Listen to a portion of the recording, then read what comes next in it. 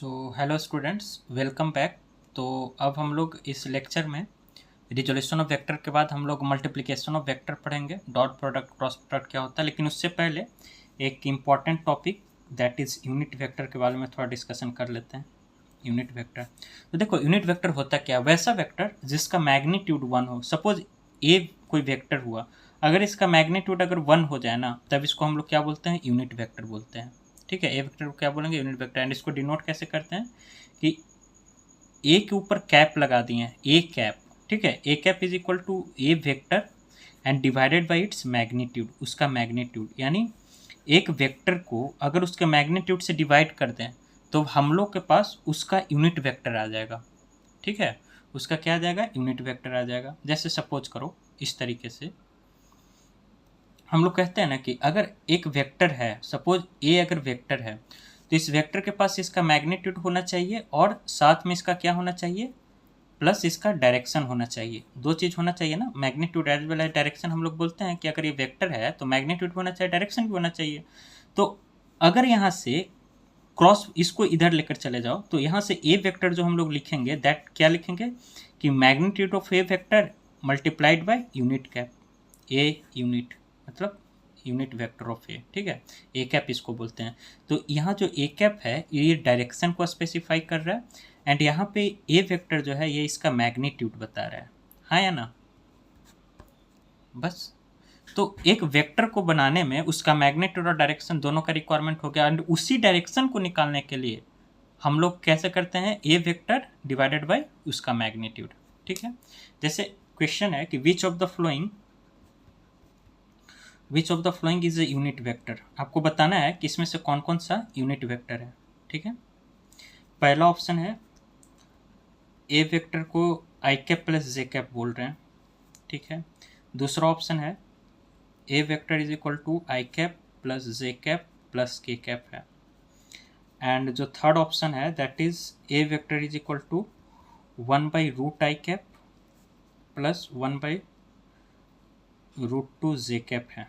ठीक है, एंड जो फोर्थ ऑप्शन है that is equal to A vector is equal to √3/2 J I cap. ठीक है, आई कैप माइनस 1/2 क्या बोलोगे, जे कैप। आपको ये बताना है कि इसमें से चारों ऑप्शन में से मतलब ईज अब्लिकार, ठीक है, मल्टीपल करेक्ट भी हो सकते हैं, कौन जो है यूनिट वेक्टर है। कैसे निकालेंगे, तो जिसका मैग्नीट्यूड 1 आ जाए। अगर वेक्टर दे रखा है तो सिंपली हम लोग उसका मैग्नीट्यूड देखेंगे। अगर उसका मैग्नीट्यूड अगर 1 है देन वी विल से कि that is a unit vector. Correct, तो इसका अगर मैग्नीट्यूड निकालें तो ये कितना आ जाएगा, √1 का स्क्वायर प्लस 1 का स्क्वायर। ठीक है, आई कैप कहने का क्या मतलब हो गया कि इसका यूनिट जो है 1 है, जे कैप का यूनिट भी 1 होगा, मतलब मैग्नीट्यूड जो होगा 1 होगा। ठीक है, तो 1 square plus 1 square that will be equal to √2 ना। तो ये तो 1 के बराबर नहीं है, तो ये यूनिट वेक्टर नहीं होगा। इस तरीके से आई कैप प्लस जे कैप, इस सब के आगे कोफिशिएंट जो है ना 1 1 छिपा हुआ है, तो वी विल राइट कि 1 का स्क्वायर प्लस 1 का स्क्वायर प्लस 1 का स्क्वायर, तो that will be equal to √3 and √3 is not equal to 1, तो ये भी नहीं होगा। सेकेंड ऑप्शन भी कट गया।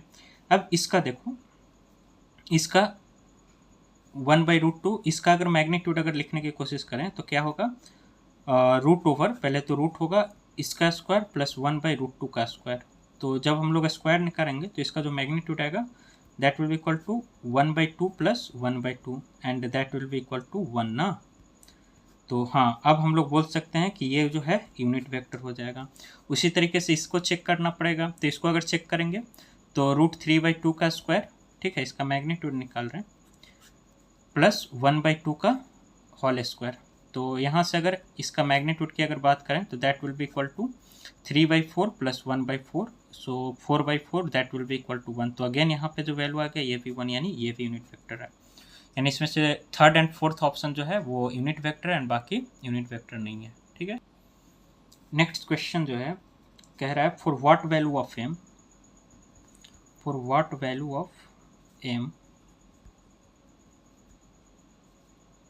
Vector is unit vector. A vector is a unit vector. कोई एक वेक्टर आपको दे रखा है, बोल रहा है उसमें से m की किस वैल्यू के लिए ये यूनिट वेक्टर बन जाएगा, और वो वेक्टर क्या है, पहला जो है वेक्टर जो है that is m i cap plus 2m j cap. ठीक है, m i cap plus 2m j cap and plus 3m k cap है। एंड आपको बोल रहा है कि इसमें m का क्या ऐसा वैल्यू रखें ताकि ये वेक्टर जो है यूनिट वेक्टर बन जाए। ठीक है, अब कैसे सॉल्व करोगे? तो कुछ नहीं, आई cap J cap and K cap का बस मैग्नीट्यूड का स्क्वायर कर दो। अगर ये ए वेक्टर है ना तो इसका जो मैग्नीट्यूड आएगा that should be equal to 1। तो मैग्नीट्यूड क्या कैसे लिखते हैं? रूट ओवर ए स्क्वायर, मतलब i cap plus J cap plus के कैप का कोफिशिएंट का स्क्वायर ना, जैसे ऊपर में जैसे किए यार। जैसे ए वेक्टर अगर ए एक्स आई कैप है plus A Y J cap है, ठीक है, प्लस ए जेड के कैप है, एंड हमको अगर इसका मैग्नीट्यूड लिखना है तो हम लोग कैसे लिखेंगे? जो आई cap J cap and K cap का जो कोफिशिएंट है उसका स्क्वायर कर देंगे रूट में ले जाकर, ए स्क्वायर एक्स प्लस ए स्क्वायर वाई प्लस ए स्क्वायर जेड, है ना? ठीक है, इस तरीके से। तो इसको जब मैग्नीट्यूड अगर इसका लिखेंगे तो that will be equal to m square plus 2m का स्क्वायर प्लस 3m का स्क्वायर ना। तो यहाँ से and that should be equal to 1। ठीक है, तो यहाँ से जो 1 इज इक्वल टू क्या हो जाएगा? 3 का स्क्वायर 9, 9 4 13 एंड 1 14m स्क्वायर। ठीक है, अब दोनों तरफ वो कर लो, स्क्वायर कर लो, तो that will be equal to 1 is equal to 14 m square ना, m स्क्वायर। तो यहाँ से जो m का वैल्यू आ जाएगा that will be equal to plus minus 1 upon root 14। ठीक है, तो m का इस वैल्यू के लिए ये जो यूनिट होगा वो वेक्टर क्वांटिटी हो जाएगा, मतलब यूनिट जो वेक्टर होगा वो यूनिट वेक्टर हो जाएगा। ठीक है, अब जैसे एक क्वेश्चन है यहाँ पे, find unit vector in the direction of resultant of A vector and B vector. तो अगर ए वेक्टर एंड बी वेक्टर का अगर रिजल्टेंट निकालेंगे तो that will be equal to how much? I cap J cap दोनों वेक्टर को add कर दो। ठीक है, तो आई कैप के साथ जे कैप के साथ, तो that will equal to 2 i cap plus i cap, मैं एक साथ लिख रहा हूँ। ठीक है, plus 5 j cap minus 4 j cap हो जाएगा प्लस के कैप एंड प्लस के कैप, तो that will be equal to how much? 3 i cap plus J cap बचेगा ना, 5 में से 4 गया 1 प्लस 2 के कैप हो जाएगा यहाँ पे। ठीक है, ये ए प्लस बी वेक्टर, लेट से कि ये इसका रिजल्टेंट हो गया, आर वेक्टर से मैं रिप्रेजेंट कर रहा हूँ। तो आर वेक्टर का जो वैल्यू आ गया that is 3 i cap plus J cap plus 2 k cap ना। अब इसका यूनिट वेक्टर बोल रहा है इन द डायरेक्शन ऑफ इसी का, तो इसका यूनिट वेक्टर हम लोग कैसे निकालेंगे? अब यूनिट वेक्टर निकालने का सबसे सिंपल तरीका, आर वेक्टर डिवाइडेड बाई इसका मैग्नीट्यूड। तो आर वेक्टर कितना है? 3 i cap plus J cap plus 2 के, एंड इसका मैग्नीट्यूड कितना हो जाएगा बता सकते हैं? 3 का स्क्वायर प्लस 1 का स्क्वायर, क्योंकि जे का कोफिशिएंट 1 है, प्लस के का कोफिशिएंट 2 का square, that will be equal to 4। मैं डायरेक्ट लिख दिया यहाँ पे। ठीक है, so that will be equal to 3 i cap plus J cap plus 2 k cap upon root over 9 1 10 plus 4 root over 14। So this will be final answer. ठीक है, ये हो जाएगा unit vector in the direction of resultant of A vector. ठीक है, यानी simple अगर unit vector निकालना है तो vector divided by its magnitude. जैसे एक और क्वेश्चन है कि a man is walking with a speed 40 metre per second in direction of I cap plus J cap plus के कैप। ठीक, तो बोल रहा है कि फाइंड हिज वेलोसिटी।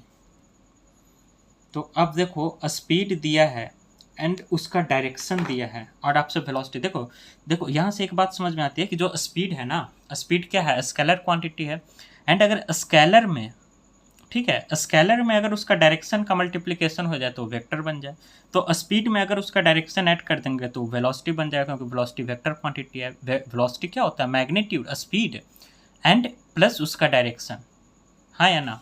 तो मैं क्या करता हूँ कि ये जो डायरेक्शन का जो वेक्टर दे रखा है ना, इसका यूनिट वेक्टर निकाल कर इसके मैग्नीट्यूड के साथ, जैसे होता क्या कि जो ए वेक्टर है उसको हम लोग इस तरीके से लिखते हैं ना कि ए का magnitude and multiplication of its unit vector. तो मैं क्या कर रहा हूँ, मैग्नीट्यूड हम लोग को दे रखा है स्पीड 40 मीटर पर सेकेंड, हाँ या ना?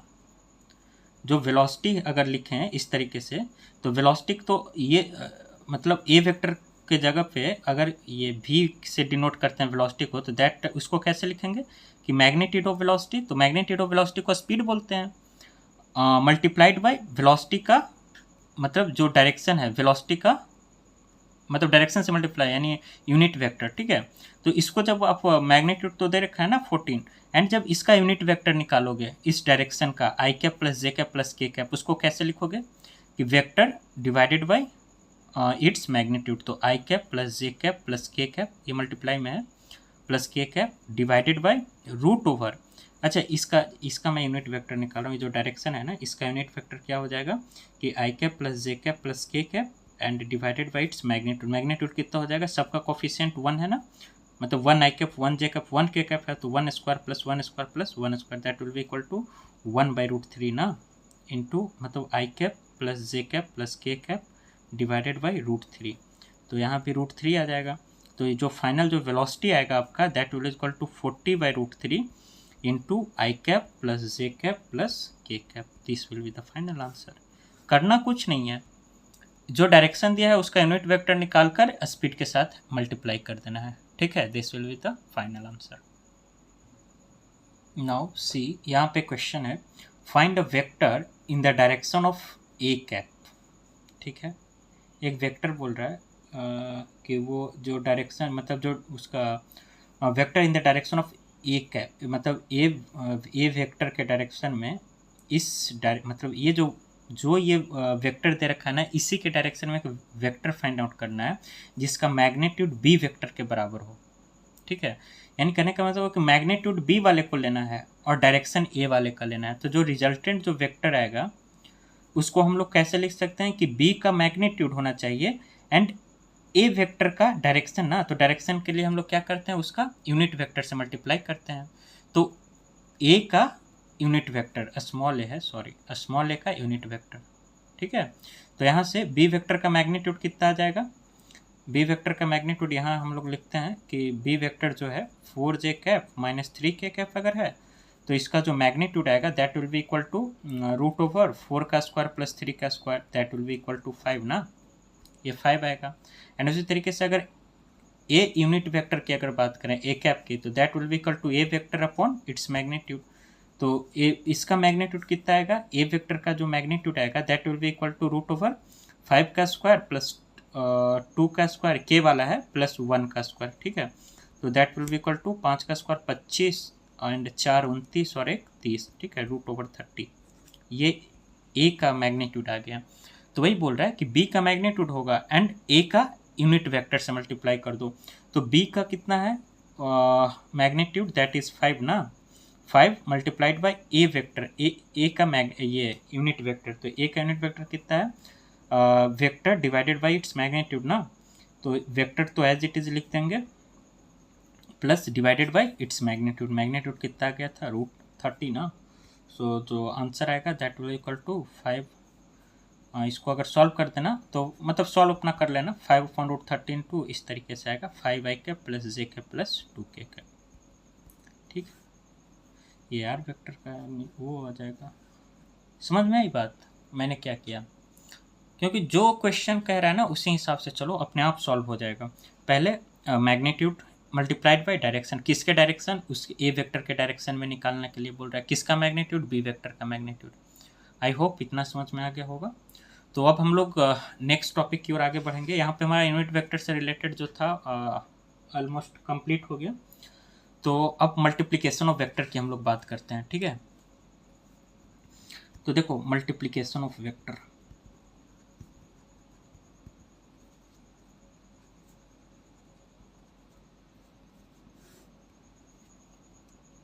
हमने पहले भी बात किया था कि जो वेक्टर का अलजेब्रा है वो ऑर्डिनरी अलजेब्रा को फॉलो नहीं करता है, ठीक है।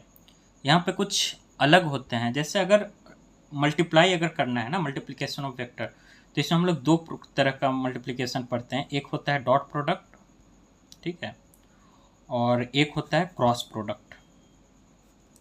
तो पहले हम लोग डॉट प्रोडक्ट से शुरू करेंगे, ठीक है। क्रॉस प्रोडक्ट को हम लोग वेक्टर प्रोडक्ट भी कहते हैं एंड डॉट प्रोडक्ट को हम लोग स्केलर प्रोडक्ट भी बोलते हैं, क्योंकि डॉट प्रोडक्ट जब भी किसी का डॉट प्रोडक्ट रहेगा ना तो उससे हमेशा स्केलर आता है। जैसे वर्क हो गया, work is equal to F.S, ठीक। दो वेक्टर के साथ बीच में डॉट आ गया और वर्क, तो वर्क क्या हो गया, ये स्केलर हो गया। स्केलर आया ना डॉट करने पे। वैसे वेक्टर है, जैसे टॉर्क है, टॉर्क इज इक्वल टू होता है आर क्रॉस एफ। आगे हम लोग पढ़ेंगे ऐसा, ठीक है, रोटेशनल में। टॉर्क इज इक्वल टू होता है आर क्रॉस एफ। तो यहाँ पे देखो ये जो क्रॉस हुआ ना, ये मतलब दो वेक्टर के जब क्रॉस करेंगे तब मेरे पास एक वेक्टर आएगा, ये वेक्टर हो गया। और ये वर्क स्केलर था, इसलिए स्केलर प्रोडक्ट, एंड इसको वेक्टर प्रोडक्ट बोला हमने, ठीक। तो फर्स्ट जो है, पहले हम लोग डॉट प्रोडक्ट की बात करेंगे and then step by step फिर हम लोग वेक्टर प्रोडक्ट की बात करेंगे, ठीक है। डॉट प्रोडक्ट, अच्छा, डॉट प्रोडक्ट ये क्या बोलता है, product of magnitude, product of magnitude of two vector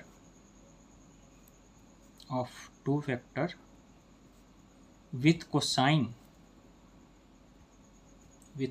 of angle between them. समझ में आ रही है बात कुछ, एंगल बिटवीन देम, यानी अगर कोई दो वेक्टर है, सपोज मेरे पास एक ये वेक्टर है और एक बी वेक्टर है, एंड इसके बीच में अगर एंगल थीटा है, ठीक है, तो अगर हम लोग यहाँ पे ए डॉट बी अगर लिखना चाह रहे हैं, यानी दोनों का डॉट, बीच में डॉट, यानी ए डॉट बी, ठीक है, इसको पढ़ेंगे कैसे, ए डॉट बी, तो आएगा product of magnitude of two vector. तो ए वेक्टर का मैग्नीट्यूड एंड बी वेक्टर का मैग्नीट्यूड, और बीच में कोसाइन ऑफ एंगल बिटवीन, ये थीटा है ना एंगल, तो इसका कॉस वाला पार्ट यानी कॉस थीटा हो जाएगा। This is the dot product, magnitude of two vector multiplied by cosine of angle between them. समझ में आ रही है बात, इसको हम लोग डॉट प्रोडक्ट बोलते हैं। जैसे एग्जाम्पल देखो, यहीं पे देखो ना, एग्जाम्पल एक है, सपोज एक वेक्टर है ए वेक्टर, इसका मतलब इस डायरेक्शन में जो मैग्नीट्यूड है 8 है, ठीक है, and there is another vector, इस डायरेक्शन में इसका जो मैग्नीट्यूड है दैट इज बी वेक्टर है सपोज, एंड इसका मैग्नीट्यूड 3 है, एंड इसके बीच में जो एंगल है ना दैट इज 120 डिग्री। तो आपको बताना है कि ए डॉट बी कितना होगा, ठीक है, ए डॉट बी कितना होगा। तो अब यहाँ पे आपको थोड़ा सा केयरफुल रहना पड़ेगा कि पहले जो एंगल लेना है वो कौन सा एंगल लेना है, वो जो एंगल बिटवीन द वेक्टर्स होता है, टेल टू टेल या हेड टू हेड वाला एंगल, ठीक है, वो वाला एंगल हम लोग यहाँ पे लेते हैं जो दो वेक्टर बना रहा होता है। हम लोग ने फर्स्ट ही लेक्चर में बात किया था कि एंगल बिटवीन द वेक्टर्स कैसे निकालते हैं। अब यहाँ पे 120 डिग्री है, तो क्या हम लोग 120 डिग्री यहाँ पे लेंगे, कॉस 120 नहीं, क्योंकि इसका देखो ना, ये टेल है, ये हेड है, ये टेल है, ये हेड है, हेड टेल हो रहा है, टेल टू टेल या हेड टू हेड मिलना चाहिए था। तो हम लोग क्या कर रहे थे, पहले इसको और आगे ऐसे डिस्प्लेस कर दो ए वेक्टर को, ये ए वेक्टर हो गया, ये 120 है तो ये पूरा 180 होना चाहिए था, तो ये वाला एंगल कितना हो जाएगा, 60 डिग्री ना। तो अब बताओ कि हम लोग 60 डिग्री लेंगे कि 120 डिग्री लेंगे, तो हम लोग 60 डिग्री लेंगे, 120 डिग्री हम लोग नहीं यूज करेंगे, ठीक है। आई होप कि ये सबको समझ में आ रहा होगा इतना। तो यहाँ से ए डॉट बी वेक्टर जो आएगा that will be equal to A का मैग्नीट्यूड मल्टीप्लाइड बाई बी का मैग्नीट्यूड इंटू कॉस 60 ना, कॉस थीटा, तो कौन सा थीटा, ये 60 डिग्री वाला, 120 क्यों नहीं, क्योंकि ये एंगल है ही नहीं ना दोनों के बीच में। तो ए कितना है, मैग्नीट्यूड 8 है, बी का 3 है, इंटू कॉस 60 कितना होता है, 1/2 होता है, तो 2 4 जा 8, that will be equal to 12 will be its answer, ठीक है। इस तरीके से हम लोग एंगल डॉट प्रोडक्ट करते हैं। अच्छा, ये तो एंगल बिटवीन द वेक्टर्स था, तब हो गया, ठीक है।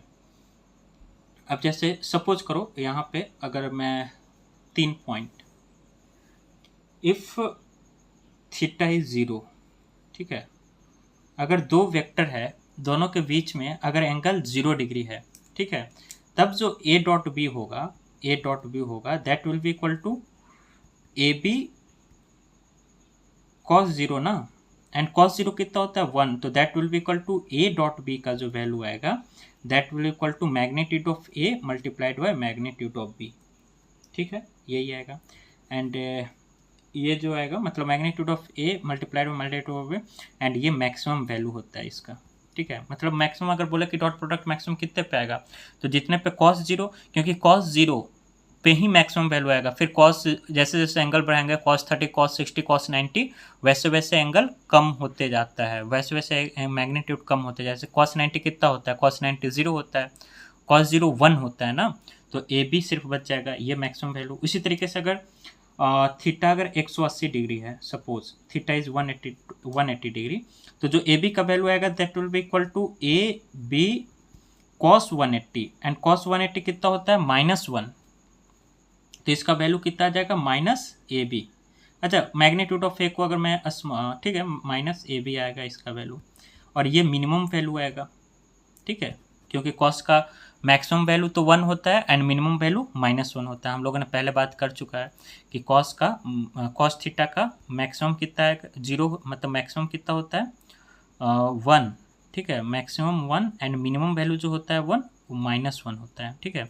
तो 1 कितना पे आता है, cos 0 होता है 1, एंड -1 कितना पे आता है, cos 180 होता है जो -1 पे आता है, ठीक है। ये हम लोग पहले बात कर चुके हैं। एंड अब थीटा अगर 90 डिग्री हो, ठीक है, इफ थीटा इज 90 डिग्री, तब क्या हो जाएगा, ए बी cos 90, यानी A magnitude of A into B into cos 90 ना, एंड cos 90 कितना होता है 0, तो पूरा वैल्यू कितना हो जाएगा 0, ठीक है। एंड इसी का ये जो एप्लीकेशन है ना कि डॉट मतलब अगर दो वेक्टर अगर 90 डिग्री पे हो, सपोज ये ए वेक्टर हो और ये बी वेक्टर हो, एंड दोनों के बीच में 90 डिग्री हो, तो जो ए डॉट बी का जो वैल्यू का जो आंसर आएगा that will be equal to 0, ठीक है। तो यहाँ से एक कंडीशन हम मतलब एक कंक्लूजन हम लोग निकालते हैं, और वो कंक्लूजन क्या है कि इफ़ टू वेक्टर्स, लिख सकते हैं यहाँ पे कि if two vectors are orthogonal to each other, ठीक है, orthogonal to each other. Orthogonal मतलब समझ रहे हो, दोनों एक दूसरे के 90 डिग्री पे हो। If two vectors are orthogonal to each other then their dot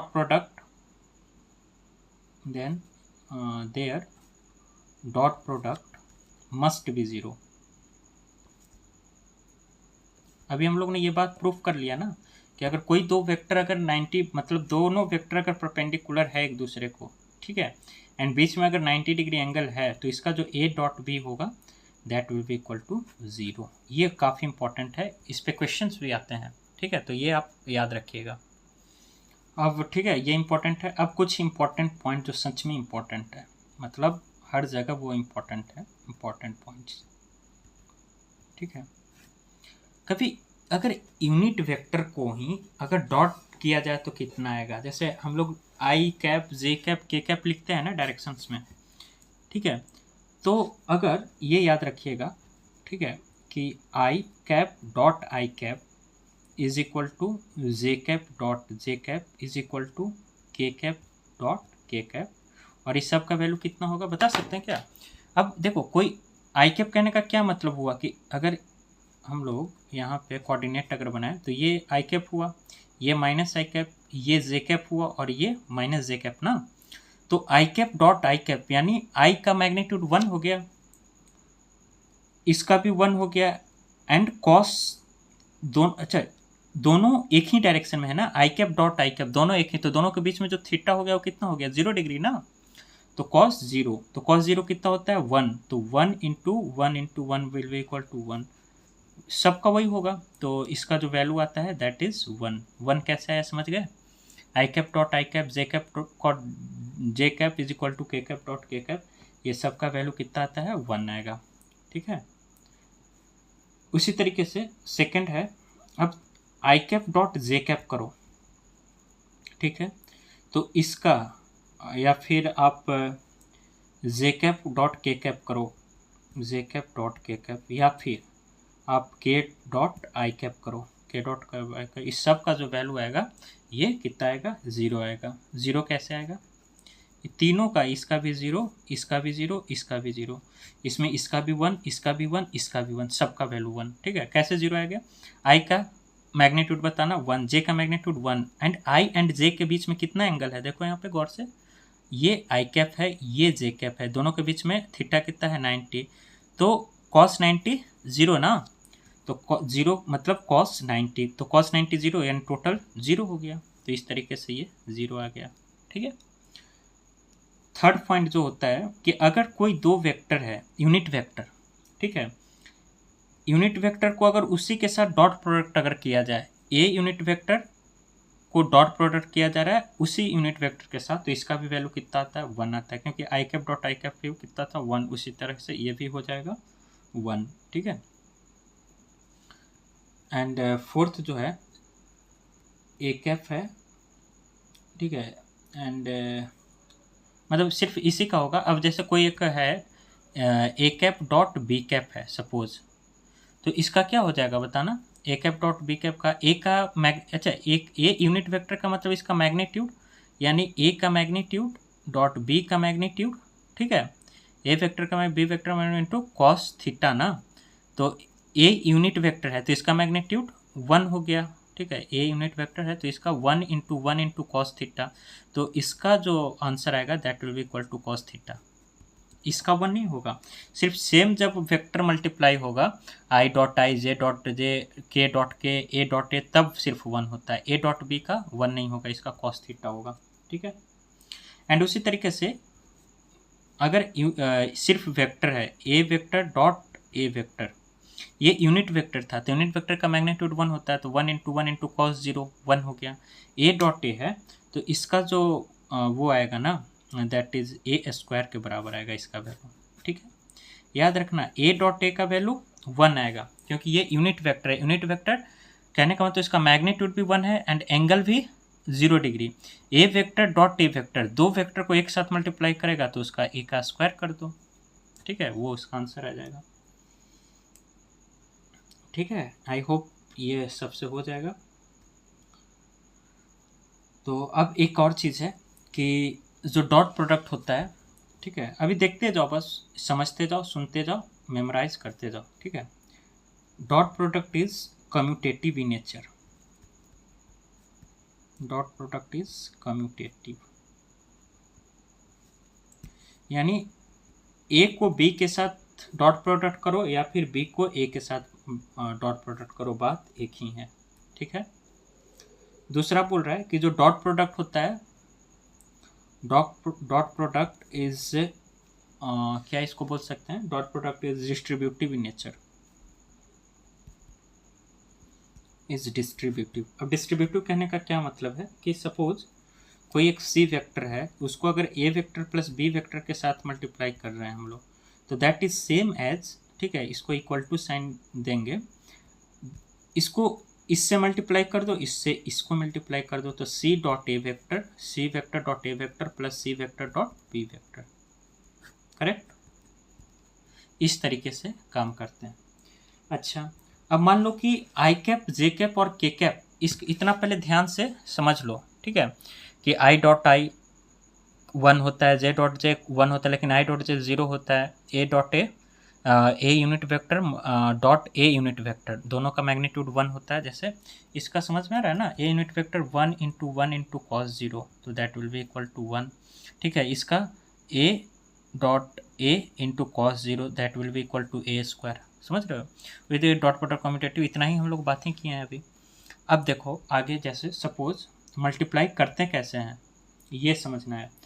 मान लो कि इफ़ एक कोई वेक्टर है, ठीक है, वो इस तरीके से लिखा हुआ ए x I cap plus A Y J cap plus A Z के कैप, इस तरीके से लिखा हुआ है, ठीक है। उसी तरीके से कोई एक बी वेक्टर है, उसको हम लोग B X I cap plus B Y J cap plus B Z के कैप लिखते हैं, हाँ या ना। अब हमसे अगर पूछा जाए कि ए डॉट बी का वैल्यू बताओ किस तरह क्या होगा, तो हम लोग को करना क्या है, यहाँ पे तो एंगल पता ही नहीं चल रहा है कि इसका इसके बीच का एंगल नहीं दिया हुआ है, हम लोग आई cap J cap and K cap के टर्म में दिया हुआ है, ठीक है। तो यहाँ से अगर हम लोग को निकालने के लिए बोला जाए तो आई कैप का जो कोफिशिएंट है उसको मल्टीप्लाई कर दो, जे कैप का कोफिशिएंट को मल्टीप्लाई कर दो एंड के कैप को कर दो, तो इसका जो वैल्यू आएगा that is A X into B X I cap plus A Y B Y, multiply करके लिखना है सबको, J cap plus A Z B Z and K cap, ठीक है, ये इसका वैल्यू हो जाएगा। समझ में आ रही है बात, इस तरीके से हम लोग निकालेंगे। जैसे देखो एग्जाम्पल इस तरीके से कि कोई एक ए वेक्टर है एंड ए वेक्टर को हम लोग 2i cap plus 3j cap minus 4k cap लिख रहे हैं, ठीक है। उसी तरीके से बी वेक्टर है, उसको हम लोग 6i cap plus 5j cap plus 2k cap लिख रहे हैं। एंड हमसे बोला जाए कि ए डॉट बी का वैल्यू बताओ क्या होगा, ठीक है। तो करना क्या है, आई वाले कोफिशिएंट को एक साथ मल्टीप्लाई हो जाएगा, जे वाला कोफिशिएंट एक साथ एंड के वाला कोफिशिएंट एक साथ विथ साइन। यहाँ साइन के साथ रखना है, प्लस होता है तो प्लस, माइनस होता है तो माइनस, ठीक है। तो अगर यहाँ पे हम लोग करने चलें तो क्या आ जाएगा बताना, 6 दूना 12 ना, मल्टीप्लाई कर दो बस, 12i कैप प्लस है तो प्लस, बचती है 15j कैप, ठीक है। -4 एंड +2 को अगर मल्टीप्लाई करेंगे तो -8k कैप, इतना सिंपल, ठीक है। ये इसका डॉट प्रोडक्ट आ जाएगा 12 15। अच्छा एक सेकंड AXPY। अब यहाँ पे ये जो है ना, अब यहाँ पे i cap j cap and k cap नहीं रहेगा, ठीक है, क्योंकि i डॉट आई 1 होगा ना। देखो यहाँ पे हम लोगों ने क्या पढ़ा था, i डॉट आई 1 हो जाएगा, j डॉट जे 1 हो जाएगा, तो यहाँ पे i डॉट k कैप लिखने की ज़रूरत नहीं है, ठीक है। ये एज इट इज़ मतलब से वो 1 बन गया ना। तो इसी तरीके से यहाँ पे i dot I, J dot J and यहाँ पे k डॉट के, ये सब 1 बन गया, तो सिर्फ 12 प्लस 15 माइनस 8 लिखाएगा ए डॉट बी का वैल्यू। क्योंकि सोचो ना, कोफिशिएंट का तो मल्टीप्लाई कर रहे हैं, ये भी तो मल्टीप्लाई होगा ना आई डॉट आई, तो ये तो 1 हो जाएगा, जे डॉट जे ये भी 1 हो जाएगा, के डॉट के ये भी 1 हो जाएगा, तो सिर्फ बचेगा क्या, तो 12 plus 15 minus 8, that will be A dot B is equal to, that will equal to 12 15 37 minus 8, that is 12 15 27 ना, 27 माइनस 8 दैट इज 19 हो जाएगा ना, दैट इज ये आंसर हो जाएगा इसका, ठीक है। आई होप इतना सबको समझ में आ रहा होगा। नाउ अब क्वेश्चन देखते हैं, ठीक है। If A cap plus B cap का जो मैग्नीट्यूड है, ठीक है, दैट इज गिवन एज √3, तो फाइंड वैल्यू ऑफ, किसका वैल्यू बोल रहा है, A cap plus 2b cap dot 2a cap plus b cap का वैल्यू आपको बताना है कितना होगा। अच्छा एक बात बताओ, ए कैप कहने का मतलब इसका यूनिट मैग्नीट्यूड कितना हो जाएगा 1, बी कैप है इसका भी मैग्नीट्यूड 1। अगर दो वेक्टर जिसका मैग्नीट्यूड अगर सेम है, उसका रिजल्टेंट अगर √3 है, तो कितने एंगल पे रहा होगा बताओ। अगर ए है, ये भी ए है, ठीक है, ए वेक्टर इसका रिजल्टेंट अगर √3a है, इसका मतलब √3a है, ठीक है, इसका मतलब कि ये दोनों के बीच का जो थीटा रहा होगा वो 60 डिग्री रहा होगा ना, याद करो, theta is equal to 60 degree रहता था तभी तो, मतलब दो अगर इक्वल वेक्टर है तो यहाँ पे इक्वल वेक्टर तो है ही, ए कैप बी कैप, मतलब नाम अलग अलग है लेकिन मैग्नीट्यूड तो सेम है ना। इस वजह से हम लोग बोल रहे हैं कि जो ए कैप का जो मैग्नीट्यूड है ये भी 1, बी कैप का वो भी 1, और तो दोनों कितना एंगल पे होना चाहिए, 60 डिग्री पे होना चाहिए ना, क्योंकि दोनों 1 है ना दोनों। या फिर ऐसे भी निकाल लो ना यार, क्या दिक्कत है, अगर ए वेक्टर का मैग्नीट्यूड 1 है, बी का 1 है, तो रिजल्टेंट क्या होता था, √a² plus b² a² plus b² plus 2ab cos theta ना, तो 2 cos थीटा हो जाएगा, और रिजल्टेंट कितना है √3। अब दोनों साइड स्क्वायर कर दो एंड यहाँ से 2 plus 2 into 1 plus cos theta हो जाएगा, 2 कॉमन ले लेंगे, 1 1 2 हो जाएगा ना, 2 into 1 plus cos theta, and यहाँ से आप सॉल्व जब करोगे तो थीटा आपका 60 डिग्री ही आएगा। हम लोगों ने इस पर बहुत अच्छे से बात किया था जब हम लोग addition and subtraction of vector जब हम मतलब डिस्कस कर रहे थे उस समय, ठीक है। तो यहाँ से थीटा 60 डिग्री आ गया।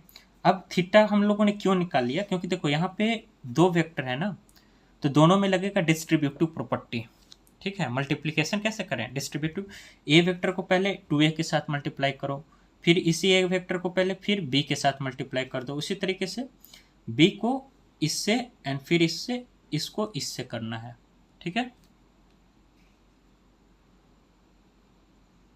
ओके। तो कैसे करो, देखो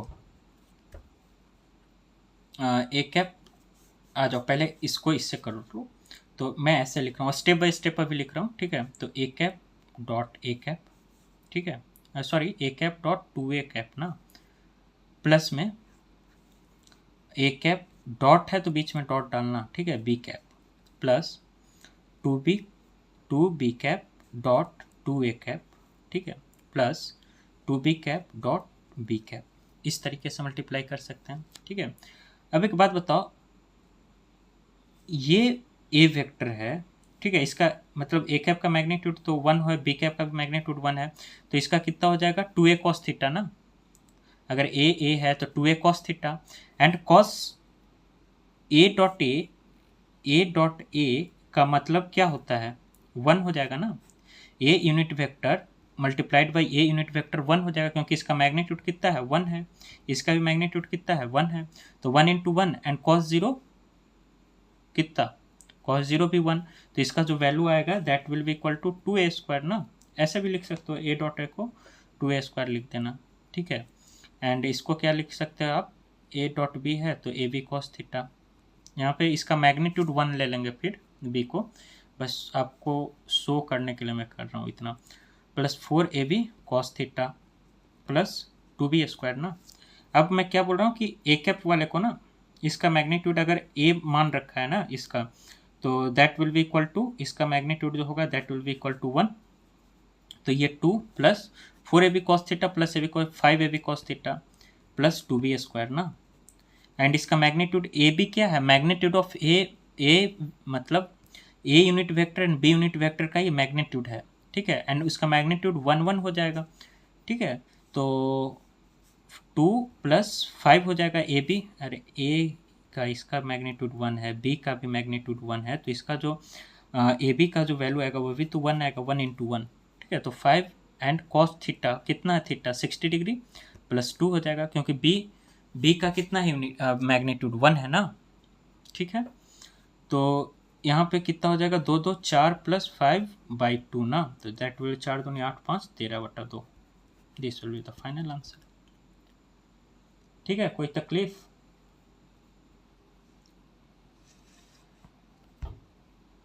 नाउ अब कुछ एप्लीकेशन है डॉट प्रोडक्ट्स के, जैसे पहला एप्लीकेशन जो हम लोग यहाँ पढ़ेंगे, टू फाइंड, जैसे दो वेक्टर्स आपको दे देगा एंड दोनों के बीच में एंगल आपको फाइंड आउट करने के लिए बोलेगा, ठीक है।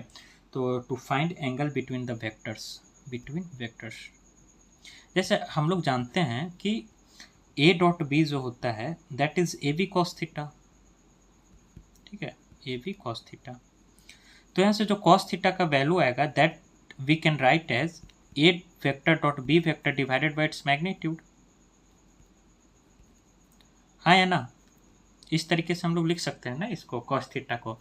तो वही अगर दो वेक्टर हम लोग को दे दिया जाए तब हम लोग आराम से उसके बीच में एंगल कितना है वो फाइंड आउट कर सकते हैं ना। जैसे एग्जांपल देखो, क्वेश्चन है find angle between A vector है that is equal to J cap minus K cap and एक बी वेक्टर है that is equal to 2i cap minus 4k cap, ठीक। अब दोनों के बीच में एंगल निकालना है कि एंगल ये कितना होगा।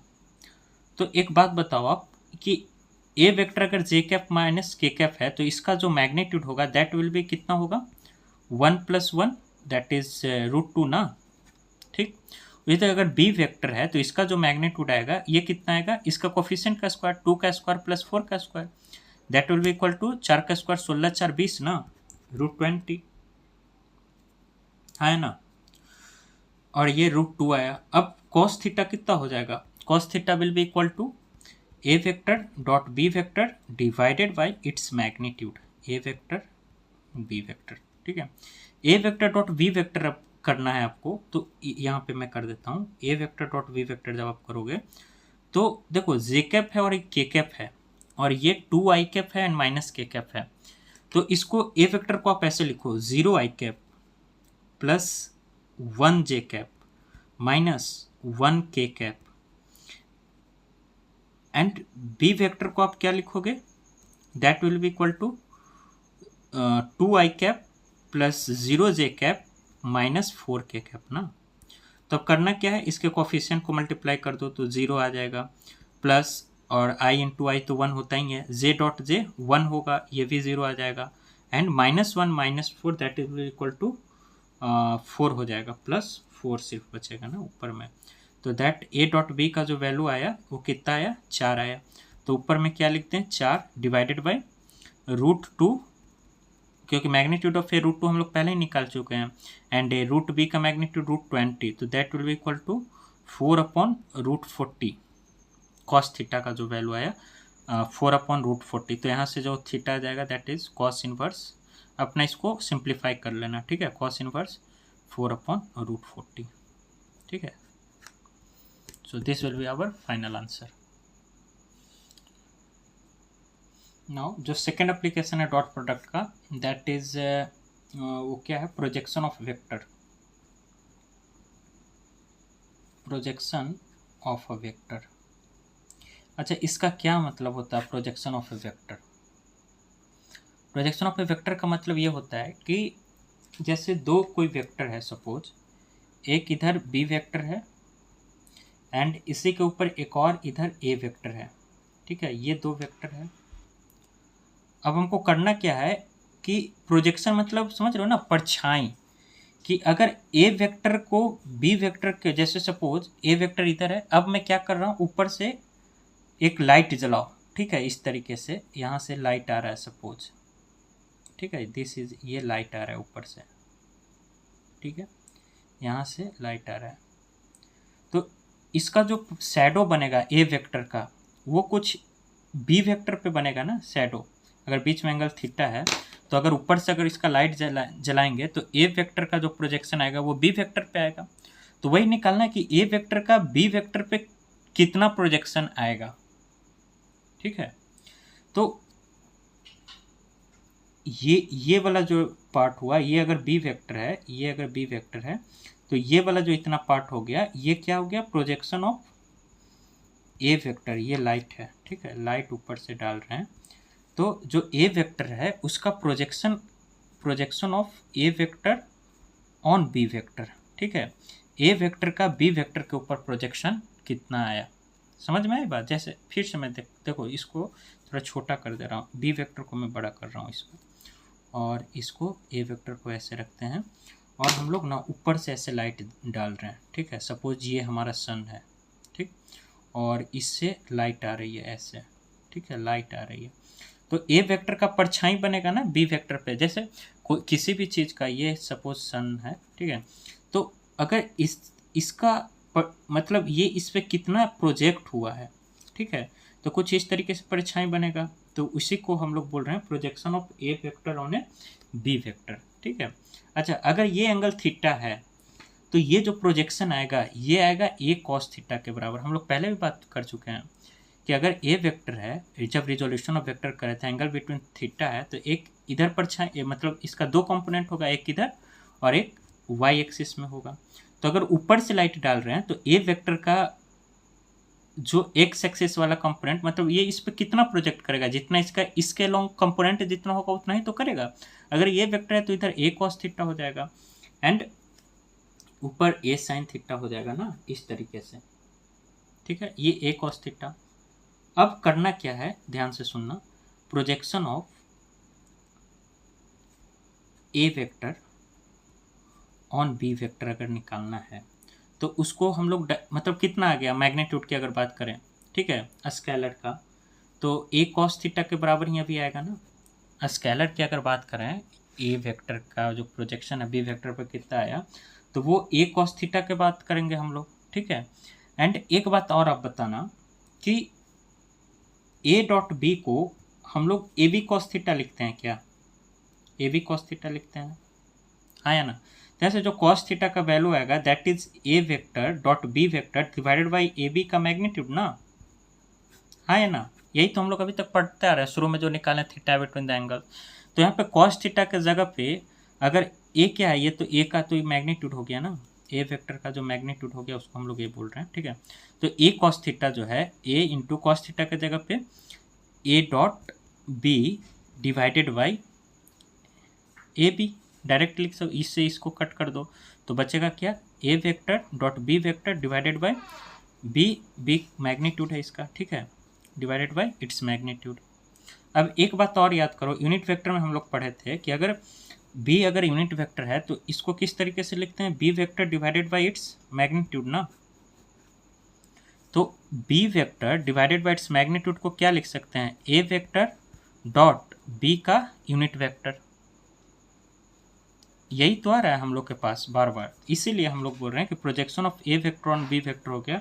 अगर उसको हम लोग को स्केलर फॉर्म में अगर लिखना पड़ेगा, ठीक है, तो स्केलर फॉर्म में अगर लिखना है तो हम लोग डायरेक्ट यहाँ पे लिख सकते हैं that will be equal to A vector dot B vector and divided by B का मैग्नीट्यूड। देखो जिसका प्रोजेक्शन पूछे, जिसके ऊपर पूछे, ठीक है, वो दोनों का डॉट प्रोडक्ट और जिसके ऊपर पूछे उसके मैग्नीट्यूड से डिवाइड कर देना। यहाँ पे लिख दे रहा हूँ हिंदी में, जिसके ऊपर प्रोजेक्शन पूछा उसका मैग्नीट्यूड से डिवाइड। कैसे आया, समझ में आया? ए कॉस थीटा होता है, ए कॉस थीटा को मैंने A B upon A B cancel, तो बचेगा क्या, A B upon A B vector. या फिर डायरेक्ट बोल दो ना कि ए वेक्टर को बी कैप, समझ रहे हो ना, ए वेक्टर को बी यूनिट वेक्टर से आप डिवाइड कर दो, ये हो जाएगा इसका वेक्टर फॉर्म, ठीक है, वेक्टर फॉर्म में ये हो जाएगा। या फिर स्केलर फॉर्म में ये हो गया। अगर वेक्टर फॉर्म में अगर लिखना है, वेक्टर फॉर्म में, तो क्या करेंगे कि इसको बी वेक्टर के लॉन्ग इसका डायरेक्शन किधर है, ये प्रोजेक्शन जो है ए कॉस थीटा, इसका डायरेक्शन बी वेक्टर के लॉन्ग ही तो आएगा। तो इसका जो होगा A vector dot B vector divided by B magnitude जो होगा उसको बी कैप से मल्टीप्लाई कर देंगे यूनिट वेक्टर से, ठीक है। बस इतना काम करना है, ये वेक्टर फॉर्म आ जाएगा, ठीक है। और बी वेक्टर को, बी यूनिट वेक्टर को बी वेक्टर अपॉन बी का स्क्वायर यहाँ पे हो जाएगा। इसमें उतना करना नहीं है, हालांकि स्केलर फॉर्म ही ज़्यादा पूछता है, तो ये याद रखना, ए दोनों का डॉट प्रोडक्ट डिवाइडेड बाय जिसके ऊपर प्रोजेक्शन पूछा है ना उसका मैग्नीट्यूड से डिवाइड कर देना, ठीक है। जैसे देखिए एक क्वेश्चन है इसी के ऊपर, projection of vector, find projection of I cap plus 2 J cap on 4 I cap plus 3 J cap. मान लो ये ए वेक्टर का प्रोजेक्शन बोल रहा है बी वेक्टर के ऊपर, तो पहला अगर स्केलर फॉर्म में आंसर होगा वो तो डिपेंड करेगा किस फॉर्म में आंसर है। अगर स्केलर फॉर्म में निकालना है तो क्या करना है, ए डॉट बी, या फिर ए वेक्टर को बी का यूनिट वेक्टर के लॉन्ग मल्टीप्लाई कर देना, ठीक है। या फिर डायरेक्ट लिखो ना A dot B upon B का मैग्नीट्यूड, ठीक है। दोनों का डॉट प्रोडक्ट कर लेना, तो डॉट प्रोडक्ट आई थिंक आप लोग एक्सपर्ट हो गए होंगे, तो आई डॉट आई ये 4 हो जाएगा प्लस 3 दूना 6 हो जाएगा, डिवाइडेड बाय बी का मैग्नीट्यूड कितना हो जाएगा, 4 का स्क्वायर प्लस 3 का स्क्वायर, ठीक है। तो that will be 10 upon root over 4 का स्क्वायर 16, 3 का स्क्वायर 9, 25 ना, यानी 10 upon 5 that will be equal to 2, ठीक है। 4 का स्क्वायर 16, 3 का स्क्वायर 9, तो 16 9 25, तो that will be equal to 2 ना, तो ये हो जाएगा। लेकिन यही अगर इसका वेक्टर फॉर्म अगर पूछा जाए, मान लो वेक्टर फॉर्म में आंसर हो जाएगा, तो ये तो 2 आ गया, तो करना क्या है कि A dot B upon B का मैग्नीट्यूड्स को एक बस इसमें यूनिट वेक्टर जोड़ देना बी का, ठीक है। तो ये वाला का वैल्यू आ गया ना 2, अब इसमें करना क्या है, बी का यूनिट वेक्टर, तो यूनिट वेक्टर के लिए B vector divided by B का मैग्नीट्यूड, तो that will equal to 2 into B का 4 I cap plus 3 J cap and divided by its magnitude root 25 ना, तो that will be equal to 2/5 into 4 I cap plus 3 J cap, ये हो जाएगा इसका vector form में।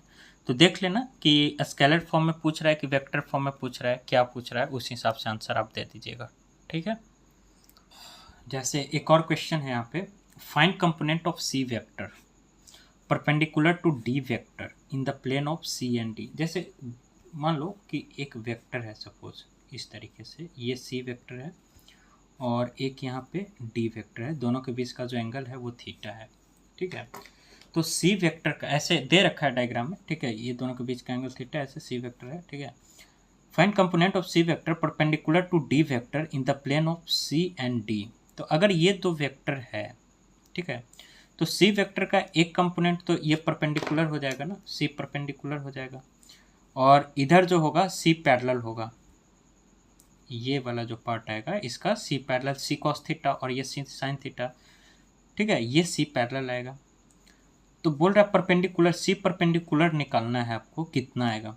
तो एक बात बताओ, जो सी वेक्टर होता है दैट इज, मतलब ये दोनों का सम है ना, सी वेक्टर प्लस में, मतलब सी परपेंडिकुलर प्लस में सी पैरेलल वेक्टर के बराबर आएगा ना, इधर मतलब जे कैप आई कैप, ये आई कैप और ये जे कैप के बराबर है, इस तरीके से। तो ऐसे जो सी परपेंडिकुलर जो आएगा that will be equal to C vector minus C parallel vector. ये बात समझ रहे हो आप? अगर सी वेक्टर है तो सी वेक्टर अगर है तो एक तो कंपोनेंट परपेंडिकुलर आएगा वो जो कि सी एंड डी के प्लेन के पैरेलल ही होगा, है ना। अगर सी एंड डी ये एक प्लेन में अगर लाइक कर रहा है तो इसका जो भी परपेंडिकुलर आएगा अगर वो सी के परपेंडिकुलर है तो डी के भी तो परपेंडिकुलर होगा, क्योंकि दोनों एक ही प्लेन में है, एक्स वाई प्लेन में ऐसे रखा हुआ है सपोज, ठीक है। ऐसे कोई दो वेक्टर है सपोज, ठीक है, सी एंड डी दो वेक्टर है, ये अगर कोई दो वेक्टर है इस तरीके से, तो इसके ऊपर जो भी परपेंडिकुलर आएगा वो अगर इसके ऊपर परपेंडिकुलर है तो इसके ऊपर भी परपेंडिकुलर होगा, ठीक है। इस तरीके से हम लोग करते हैं। तो सी परपेंडिकुलर जो आएगा C vector minus C parallel vector. अब सी वेक्टर दे रखा है, सी पैरेलल वेक्टर हमको नहीं पता कि वो कितना होगा, ठीक है। तो सी पैरेलल वेक्टर कहने का क्या मतलब हो गया कि projection of C vector on D, अगर इसका अगर देखो वेक्टर निकालना है ना हमको, तो प्रोजेक्शन वाला जस्ट निकाल दो कि projection of C vector on D vector in the direction of, लिख रहा हूं मैं कि projection of C vector on D vector, on D vector in vector form, जो वेक्टर फॉर्म में आएगा वही उसका सी पैरेलल हो जाएगा। तो यहाँ से जो सी पैरेलल वेक्टर आएगा वो कितना आएगा, ध्यान देना, that will be equal to C vector dot D vector, जिसका दोनों का डॉट प्रोडक्ट डिवाइडेड बाय जिसके ऊपर प्रोजेक्शन पूछे उसका मैग्नीट्यूड, एंड सिंस ये वेक्टर है तो डी फिर यूनिट वेक्टर से मल्टीप्लाई कर देना डायरेक्शन के लिए, ठीक है। तो सी डॉट डी कितना आ जाएगा, ये दोनों को मल्टीप्लाई करो, that will be equal to बताओ 2 माइनस 3 प्लस 2 ना, डिवाइडेड बाय डी का मैग्नीट्यूड कितना हो जाएगा, रूट ओवर बताओ 2 का स्क्वायर 4, 1 का स्क्वायर -1, ठीक है, प्लस 1 प्लस 4 हो जाएगा ना दैट, और ये डी वेक्टर अभी यूनिट वेक्टर ऐसे ही रख रहा हूँ, तो 1/4 = 1/3 इंटू, अब डी वेक्टर कितना हो जाएगा, D vector multiplied by magnitude again, तो 1/3 इंटू डी वेक्टर अगेन कितना हो जाएगा यहाँ पे, that will be equal to 2i cap minus J cap plus 2k cap ना, एंड इसका मैग्नीट्यूड कितना आ जाएगा, 2 का स्क्वायर 4, 4 4 8 और 1 9, तो अगेन 3 यानी 1/9 इंटू, यहाँ तक विजुअल है ना, 1/9 into 2i cap minus J cap plus 2k cap. ये क्या आया, C perpendicular C parallel vector का ये वैल्यू आया। सी पैरेलल वेक्टर समझ में आया कैसे निकाले हम लोग। अब यहाँ से क्या करना है, अब दोनों को बस माइनस करना है, बात खत्म। तो क्या हो जाएगा, I cap plus 3j cap plus k cap में माइनस करिए आप 2/9i कैप, यही तो है सी पैरेलल 2, इसको अंदर ले जाकर मल्टीप्लाई कर दो, 2/9i cap minus 1/9j cap plus 2/9 k cap हो जाएगा यहाँ पे। अब जब आप इसको i को i के साथ सब्ट्रैक्ट करोगे तो कितना हो जाएगा, 1 माइनस मतलब that will equal to 7/9i cap, इसको जब आप सॉल्व करोगे 28/9j कैप हो जाएगा प्लस 7/9 k कैप हो जाएगा, ठीक है। तो ये सी परपेंडिकुलर का वो कंपोनेंट का ये वैल्यू आएगा। ये अच्छा क्वेश्चन था, थोड़ा सा दिमाग लगाना था और कैलकुलेशन भी था थोड़ा, ठीक है। So this is the final answer. Third जो एप्लीकेशन है, यहाँ पे प्रोजेक्शन ऑफ वेक्टर खत्म होता है, एंड थर्ड जो एप्लीकेशन डॉट प्रोडक्ट का भी एप्लीकेशन चल रहा है। थर्ड जो होता था वो to check whether vectors are orthogonal और नॉट, ऑर्थोगोनल और नॉट, ऑर्थोगोनल मतलब परपेंडिकुलर टू ईच अदर और नॉट, ठीक है, ऑर्थोगोनल और नॉट। क्योंकि हम लोग क्योंकि ये जो डॉट प्रोडक्ट है ना, तो डॉट प्रोडक्ट का एक खासियत है कि डॉट प्रोडक्ट में ए बी कॉस थीटा आता है, ठीक है, A B cos theta, and अगर कॉस 90 हो गया, ठीक है, अगर कॉस 90 हो गया यानी 0 हो गया। अगर डॉट प्रोडक्ट अगर 0 हो गया तब हम कह देंगे कि हाँ ये दोनों वेक्टर जो है वो ऑर्थोगोनल है, that is perpendicular to each other. समझ में आई बात? यानी अगर ए डॉट बी अगर 0 हो जाए तो this is the condition for condition for orthogonal. ठीक, समझ रहे हो बात? अब जैसे एक क्वेश्चन है, देखिए कि ए वेक्टर जो है 4i cap plus N J minus 2 cap and B vector जो है इस तरीके का है। अब बोल रहा है एन का कौन सा वैल्यू, मतलब for what value of N A and B are perpendicular to each other. ठीक है, तो अगर ए एंड बी अगर परपेंडिकुलर है तो दोनों का जो डॉट प्रोडक्ट होगा ना, that dot product should be A dot B जो होना चाहिए वो कितना होना चाहिए, 0 के बराबर होना चाहिए ना। A dot B should be 0।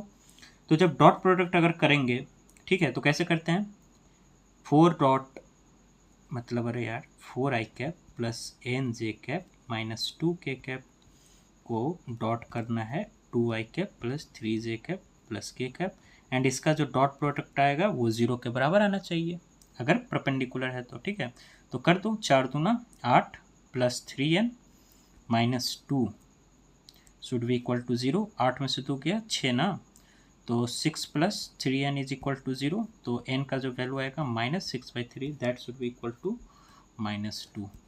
तो अगर n का वैल्यू अगर -2 हम लोग पुट करेंगे तो वी कैन से कि a vector and b vector are perpendicular to each other. ठीक है, अब जैसे एक और क्वेश्चन है कि इफ टू वेक्टर्स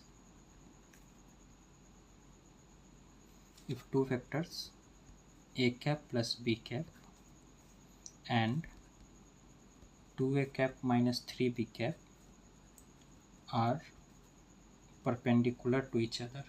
ठीक है, perpendicular to each other, find angle between A cap and B cap. बताइए, अगर ये दोनों अगर परपेंडिकुलर है तो ये दोनों के बीच का एंगल कितना है? तो सिंपल है ना, अगर ये देखो ये साइन दिख जाए यूनिट वेक्टर एंड अगर यूनिट वेक्टर है तो ए यूनिट वेक्टर है तो इसका मैग्नीट्यूड जो होगा ना वो 1 के बराबर होगा। बी यूनिट वेक्टर, इसका भी मैग्नीट्यूड 1 होगा। ठीक, तो सिंपली क्या करना है कि A vector plus B vector को डॉट प्रोडक्ट करना है 2a vector minus 3b vector के साथ और इसको 0 से इक्वेट कर देना। चूंकि A vector and B vector are perpendicular to each other, ये दोनों वेक्टर जो है, ये मान लो ना एक वेक्टर कैपिटल ए वाला वेक्टर है, ये टोटल कैपिटल बी वाला वेक्टर है। समझ रहे हो ना बात? अब डिस्ट्रीब्यूटिव प्रॉपर्टी से इसको मल्टीप्लाई कर देना, ए को इसके साथ इसके साथ, तो जब ये जाएगा ना तो 2a cap dot A cap होगा माइनस में 3a कैप डॉट मतलब 3b cap dot A cap होगा, प्लस में 2a cap plus B cap dot B cap होगा। ठीक है, ये डॉट है क्योंकि इसको इससे मल्टीप्लाई होगा, अब इसको इससे मल्टीप्लाई होगा, माइनस में 3b cap dot B cap होगा, दैट शुड बी 0। अब बताना ए डॉट ए स्क्वायर, तो 2a स्क्वायरिंग होगा ना, ए डॉट ए माइनस ये 3ab कॉस थीटा हो जाएगा, प्लस ये 2ab हो जाएगा 2ab cos theta minus 3b square, that should be equal to 0। Correct, तो ये बताना 2a square minus 3ab cos theta plus 2ab cos theta यानी माइनस ab कॉस, 3 में से 2 गया 1 ना, 3 में से 2 गया 1ab cos theta minus 3b square is equal to 0। And A का कितना वैल्यू है, ए एंड बी का मैग्नीट्यूड कितना है 1, तो that will be equal to 2 minus ये भी 1 इंटू 1 कॉस थीटा सिर्फ बच जाएगा माइनस 3 इज इक्वल टू 0। तो 3 में से 2 गया 1 ना, तो -1 minus cos theta is equal to 0, यानी यहाँ से जो कॉस थीटा का वैल्यू आएगा that will be equal to -1। ठीक है, तो जो थीटा का वैल्यू आएगा दैट विल बी 180 डिग्री ना, कॉस 180 -1 होता है तो थीटा का वैल्यू कितना हो जाएगा 180 डिग्री। सो ये हमारा फाइनल आंसर हो जाएगा। अच्छा, एक और सवाल। अच्छा, अब वो क्वेश्चन बोल रहा है कि find A dot B vector plus B vector dot C vector if magnitude of A vector B vector and C vector is equal to 1 and एक और कंडीशन है कि A vector plus B vector plus C vector is equal to 0 vector. अच्छा, तो इसके लिए हमें एक प्रॉपर्टी का यूज करना पड़ेगा। आप अलजेब्रा में पढ़े होंगे कि a plus B plus C का जो होल स्क्वायर होता है ना, that is equal to A square plus B square plus C square plus 2 times of A B plus B C plus C, ये होता है। इससे कर सकते हैं, हाँ है ना। आसानी से। तो ए स्क्वायर जो होगा, ठीक है, तो हाँ, तो उसी तरीके से अगर ए vector plus B vector plus C vector है इज इक्वल टू 0, तो मैं दोनों साइड स्क्वायर कर दे रहा हूँ, ठीक है। तो ये तो स्क्वायर ही बचेगा, इसका ए स्क्वायर हो जाएगा, ये बी स्क्वायर हो जाएगा, ये सी स्क्वायर हो जाएगा, plus 2 times of A dot B plus B dot C plus C dot A हो जाएगा, दैट इज इक्वल टू 0 ना। अब बताना ए स्क्वायर प्लस बी स्क्वायर, ये तो 3 हो जाएगा, ये 1 ये 1 ये 1 प्लस अब 2 times of A dot B plus B dot C plus C vector dot A vector, that should be equal to 0। तो यहाँ से जो इसका जो वैल्यू आएगा A dot B A vector dot B vector plus B vector dot C vector plus C vector dot A vector का, that will be equal to -3/2, ठीक है। इस तरीके से हम लोग कर सकते हैं। अच्छा, इसका एक और मतलब एक मेथड से और सॉल्व किया जाए, जिसको मान लो ये नहीं पता, ठीक है, वो कैसे करेगा, देख लो मेथड 2, बस इतना ही में हो जाएगा। मेथड 2 क्या है, समझना बात को। A vector B vector C vector का मैग्नीट्यूड, यानी तीनों वेक्टर, एक तो ये 0 बोल रहा है, ठीक है। तो अगर तीनों वेक्टर का रिजल्टेंट 0 है एंड तीनों vectors are also equal in magnitude, यानी ये तीनों के बीच का जो एंगल रहा होगा वो कितना रहा होगा। अगर 3 कोप्लेनर वेक्टर्स है एंड सबका रिजल्टेंट अगर 0 है, ठीक है, इक्वल मैग्नीट्यूड का है, तो वो थीटा जो आता था 360/3 करके, याद आया कुछ, that is equal to 120 degree. यानी तीनों वेक्टर को अगर ए वेक्टर कुछ ऐसे रहा होगा, बी वेक्टर कुछ ऐसे रहा होगा एंड सी वेक्टर कुछ ऐसे रहा होगा, एंड तीनों के बीच का एंगल अगर 120 रहा होगा, ठीक है, तभी तो ये जो है, एंड तीनों का मैग्नीट्यूड भी सेम है ना, दैट इज इक्वल टू 1, इसका भी 1, यानी 3 equal vectors if are present at equal angles, ठीक है, तभी उसका जो रिजल्टेंट होता है वो 0 होता है।